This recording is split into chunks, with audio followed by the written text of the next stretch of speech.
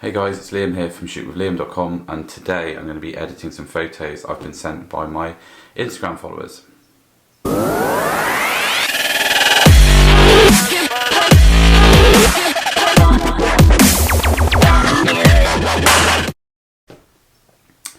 So the way I thought I'd do this is I'm going to screenshot, show you what I do in Lightroom to show you how I edit the photos. They're all from mobile phones or been taken using a mobile phone. So there's a couple of hints and tips and stuff that you can do to try and bring out a bit of quality in those photos. And then in a later video I'll do mobile editing and show you how to edit stuff just using a mobile phone, and some kind of tips and tricks on that front too. So the first person's one that I'm going to edit is from Cara Contortion, and I'll put her link in the bio below. So she sent me this picture, which you can see is now in Lightroom, and the first thing I did to it was just crop it a little bit and kind of straighten it out and get rid of some blemishes on the wall, which is what I've just done there. And then I'm just having a look at things like the noise reduction, so like making it a bit smoother, increasing the highlights and the shadows. And that's a really big tip, because if you increase the shadows and you increase the kind of the detail really, so you can see more kind of detail in her leggings now. And then I'm just dropping the exposure a little bit, and then I started messing around with the tone curve, which is a really powerful tool for photo editing. And there's mobile apps that have that too, so you can have a look at those, and I'll go through them at some point. And then here I'm just clicking on the hue, the little button, and when you drag it up and down and pull it over the colour, it will then change the colour of that, or the kind of balance really between it. So with blue it's quite easy to do, and you can turn it so it's basically more green, or you can turn it so it's more purple. So here I quite like it looking a bit greener, and I thought that was a good example of kind of how to change the colour really in Lightroom. And there you can see the kind of before and after of that picture. The second picture is from Dance and Soul. So she emailed this over, and I've actually done a shoot in person with Annabelle, so that was really nice to get a picture from her. And she sent me this picture of her in a field of kind of bluebells. So what I started to do was just mess around again with the shadows and the highlights, just to bring out a bit more detail in the image. And then I started messing around with the tone curve a bit, just to try and give it a bit more clarity really, and kind of move things about. So with the midtones and the shadows and that sort of thing. And there you can see the kind of before and after. I'm just having to mess around with different things. And then I decided to basically try and brush out. So you can see here I've brushed onto the bluebells really, just to try and pick her out a bit more, just because in the original image the bluebells were kind of the main focus, and what I wanted to do was kind of make Annabelle the focus of the image and kind of frame it a bit differently.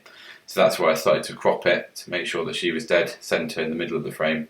And then to try and make her stand out a bit, I'm lowering the saturations in the green, so making the green less bright, which then hopefully makes the purple of her skirt kind of pop out a bit more. And then, like with the previous edit, you can start to change the kind of the balance of those bluebells, so from being really purple to kind of obviously making them more blue.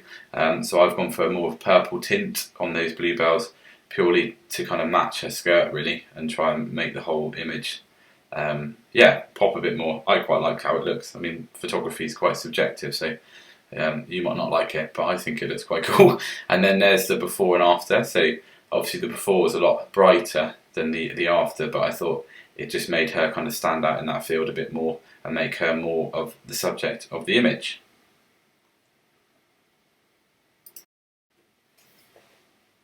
The third one I'm going to do is from Summer Dancer 2009. So this is Summer's profile, and Summer sent me over a picture of her in a field with some daffodils. So the first thing I did was crop it to make sure that she was in the middle of the frame, because obviously she is our subject. And then again I'm increasing kind of contrast and lifting the shadows a bit to give a bit more kind of detail to the image, because again I'm pretty sure this one was taken on a phone too. And then I'm just going to have a mess around with the tone curve a bit, to try and make that image pop out. And I'll do an episode on tone curves at some point to kind of explain what it is I'm actually doing when I'm kind of moving those around, because it's a really good tool. So then I'm just recropping to make sure she's definitely in the centre. And then again, I just started to change the hues a bit, so mess around with the kind of shades of yellow. So and in this image, I actually thought it was better to, instead of making the greens darker like in the previous one, actually kind of make them brighter and make the image a bit more summery. And that's the same with the sky. I'm just kind of tweaking the blues in the sky a little bit, just to give it a bit more of a pop, to make it look a bit, yeah, a bit brighter and a bit more of a summer scene, which is good because that goes with her name, which is nice. And then I'm just having a look at the exposure again and just kind of messing around with that a little bit more. And then when I was pretty happy with this and how it kind of looked. So again, I cropped it a little bit more just to make sure, you know, we weren't distracted too much by the background. And again, summer was the kind of main focus of the image. And then I thought that was pretty much done, to be honest. So again, messing around with the exposure just to finish off, and then I've exported it out into onto my computer, and there you can see the before and after. So just lifting those shadows a bit is just giving her a bit more definition in terms of shape and things. And then I've just, again, thought I'd just tweak the hues a bit just to kind of give the colour of the image a slight change. But that's basically, I thought it was okay. So that's how that one has turned out. The last one was sent over by Ling Gao, which you can see her profile here, and she actually sent over the picture there with her in the window. So what I thought I'd do with this one is just something a bit more fun, really, because the image quality and the brightness and stuff was going to be a bit of a struggle to make it really kind of clear, really. So what I thought I'd do is I'll mess around with Photoshop and kind of take out the window, and then obviously in that window put I went for a night sky in the end to try and make it look a bit more like an evening sort of vibe. So what I'm doing here is I'm just literally clicking on the window to basically take it out, so the selection that I'm picking is not going to be there anymore. So I'm just clicking around, making sure that it's nice and as neat as possible. It's always quite difficult to do. And then when I've done that, I'm just going to basically delete it, so the background is then clear. So you'll see me now. Here you go. So there we are. I've just deleted that one, and then I'm just going to drag and drop another image in. So I found this one of a night sky, and I'm going to put that behind that original image, and then kind of straighten it up a bit and making sure it's in a place that looks okay. I could have done this a lot neater, so I do apologise in terms of the quality, but actually it does. The final result actually turned out quite cool.